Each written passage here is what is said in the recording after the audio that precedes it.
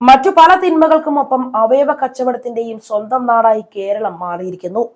വ്യക്തികളുടെ നിസ്സഹായാവസ്ഥ മുതലെടുത്ത് വൻതോതിൽ പണം വാഗ്ദാനം ചെയ്ത് രാജ്യത്തിനകത്തും പുറത്തുമുള്ളവർക്ക് നിയമവിരുദ്ധമായി വൃക്ക, കരൾ എന്നിങ്ങനെയുള്ള അവയവങ്ങൾ നൽകുന്ന വലിയൊരു ശൃംഖല പ്രവർത്തിക്കുന്നതായാണ് ഇപ്പോൾ പുറത്തു വന്നിരിക്കുന്ന വിവരങ്ങൾ കാണിക്കുന്നത്.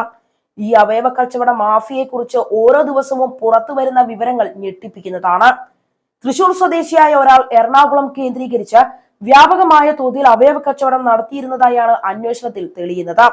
വൃക്ക വിൽക്കുന്നതിനായി നിരവധി വ്യക്തികളെ ഹൈദരാബാദിൽ നിന്നും ബംഗളൂരുവിൽ നിന്നും ഇയാളുടെ സംഘം വിദേശ രാജ്യങ്ങളിൽ എത്തിച്ചതായാണ് അറിയാൻ കഴിയുന്നത്. സാമ്പത്തിക സ്ഥിതി മോശമായ വിഭാഗത്തിൽ പെടുന്ന ആളുകളാണ് ഇതിന് കൂടുതലായും ഇരയാക്കുന്നത്. ഇതുമായി ബന്ധപ്പെട്ട അറസ്റ്റിലായ ഒരു വ്യക്തിയുടെ മൊഴിയനുസരിച്ച് ഇറാനിലേക്ക് വരെ ആളുകളെ കടത്തി അവയവ കച്ചവടം നടത്തുകയുണ്ടായിട്ടുണ്ട് എന്ന് പറയുന്നു. രാജ്യത്തെ 20 വ്യക്തികളെ ഇതിനായി ഇറാഖിലേക്ക് കടത്തിയെന്നാണ് അറസ്റ്റിലായ തൃശൂർ സ്വദേശിയെ ചോദ്യം ചെയ്തതിൽ നിന്ന് മനസ്സിലായിട്ടുള്ളത്. അവയവം നൽകാൻ തയ്യാറുള്ള വ്യക്തികളെ ഇറാഖിലേക്ക് കടത്തി അവിടുത്തെ ആശുപത്രികളിൽ പ്രവേശിപ്പിക്കുകയാണ്.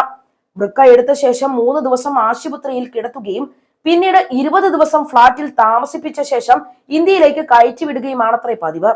പാലക്കാട് നിന്ന് ഇങ്ങനെ പോയി വൃക്ക നൽകിയ ഒരു യുവാവിന് 6 ലക്ഷം രൂപ ലഭിച്ചതായി അന്വേഷണ ഏജൻസിക്ക് മൊഴി നൽകിയിട്ടുണ്ട്.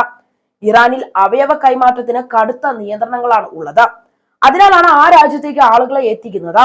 സാമ്പത്തിക ബുദ്ധിമുട്ട് അനുഭവിക്കുന്നവരെ പ്രലോഭിപ്പിച്ച് അവയവ കച്ചവടം നടത്തുന്ന സംഘങ്ങൾ മറ്റു ജില്ലകളിലും പ്രവർത്തിക്കുന്നതായുള്ള വാർത്തകളും പുറത്തു വന്നിരിക്കുന്നു. 9 ലക്ഷം രൂപ നൽകാമെന്ന് പറഞ്ഞ് വൃക്ക നൽകാൻ പ്രേരിപ്പിച്ചതായി കണ്ണൂർ സ്വദേശിയായ ആദിവാസി വീട്ടമ്മ വെളിപ്പെടുത്തിയിരിക്കുകയാണ്. തനിക്ക് വൃക്ക നൽകാൻ താല്പര്യമില്ലായിരുന്നുവെന്നും ഭർത്താവും ഭർത്താവിന്റെ സുഹൃത്തായ ഇടനിലക്കാരനും പ്രേരിപ്പിക്കുകയും നിർബന്ധിക്കുകയും ചെയ്തതിനാലാണ് സമ്മതിച്ചത് എന്നും ഇവർ പറയുന്നു. ഈ സുഹൃത്ത് പലപ്പോഴായി അവയവ കച്ചവടം നടത്തിയിട്ടുള്ളതായും ഈ വീട്ടമ്മ വ്യക്തമാക്കിയിട്ടുണ്ട്. ഇവരുടെ ഭർത്താവ് നേരത്തെ തന്നെ വൃക്ക ദാനം നൽകിയിട്ടുള്ളവരാണ്.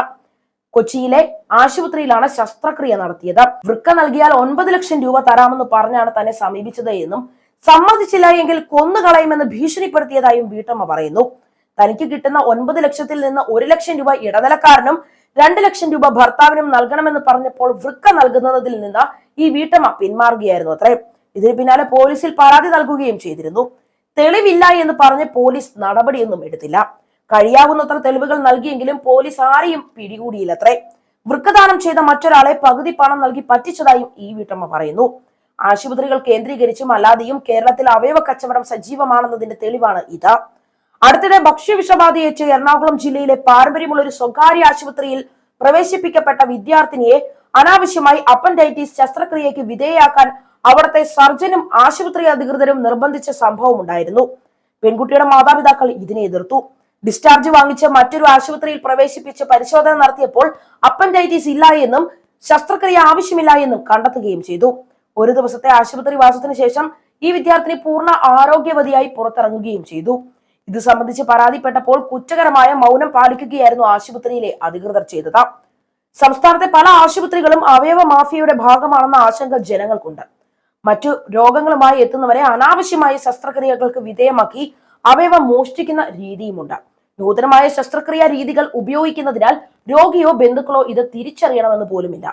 യാതൊരു മുതൽ മുടക്കുമില്ലാതെ കോടികൾ ലഭിക്കുന്ന ഇടപാടാണ് അവയവ കച്ചവടം. ഇപ്പോൾ പുറത്തു വന്നിരിക്കുന്നത് മഞ്ഞുമലയുടെ ഒരു അറ്റം മാത്രമാണ്. വിശദമായ അന്വേഷണം നടത്തിയാൽ മാത്രമേ ഈ മാഫിയയുടെ വ്യാപ്തി വെളിപ്പെടുകയുള്ളൂ.